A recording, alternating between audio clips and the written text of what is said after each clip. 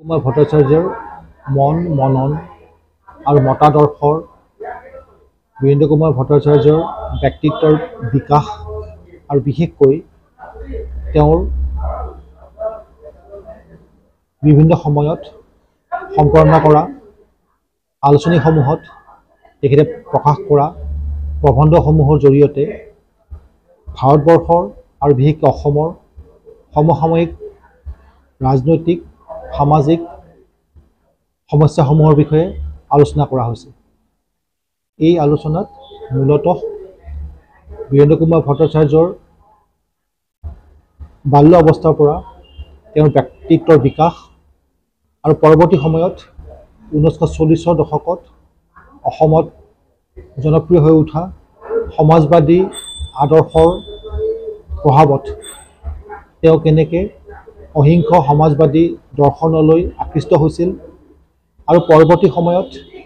তেওঁ বিভিন্ন সাহিত্য চৰ্চা কৰাৰ উপৰিও তেওঁ সম্পাদনা কৰা ৰামধেনু আৰু আন আলোচনীসমূহৰ জৰিয়তে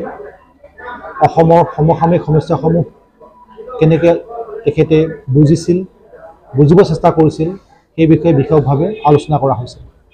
মূলতঃ অসমীয়া জাতীয়তাবাদৰ দ্বাৰাও আকৃষ্ট হৈ ভাষা আন্দোলনৰ সময়ত তেখেতে অসমৰ ভাষা আন্দোলনৰ সমৰ্থন কৰিছিল আৰু পৰৱৰ্তী সময়ত অসম আন্দোলনৰ সময়তো অসম আন্দোলনৰ সমৰ্থন কৰিছিল। 90ৰ দশকত তেওঁ মূলতঃ সেই সময়ত মানৱ অধিকাৰ ভংগ হোৱা যি এটা পৰিৱেশ সৃষ্টি হৈছিল সেই পৰিৱেশ সৃষ্টিৰ বিৰুদ্ধে তেখেতে জনমত গঠন কৰিছিল। অসমৰ যি জাতীয় স্বাৰ্থ আৰু মূলতঃ অসমত গঢ় লৈ উঠা যি জনবিস্ফোৰণ সেই জনবিস্ফোৰণৰ বিষয়েও তেখেতে বিশদভাৱে আলোচনা কৰিছিল। মূলতঃ অহিংস সমাজবাদত বিশ্বাসী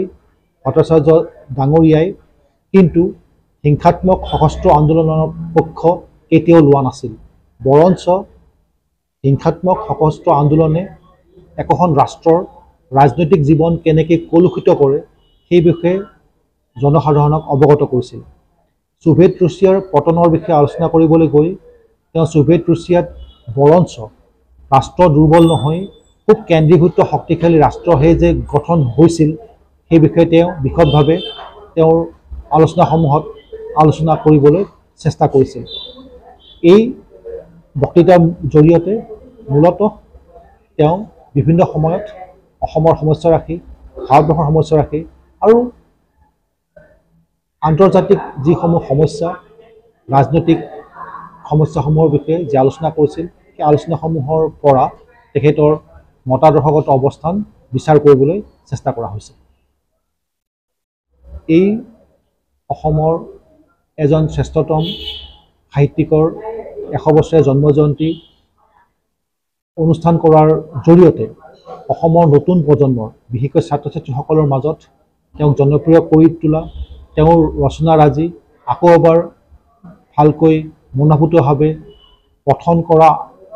জনপ্ৰিয় কৰিবলৈ যি চেষ্টা কৰিছে সেই চেষ্টা কৰাৰ কামে নিশ্চয় অসমৰ সমাজ জীৱনলৈ এক গুৰুত্বপূৰ্ণ অৱদান হিচাপে পৰিগণিত হৈ ৰ'ব।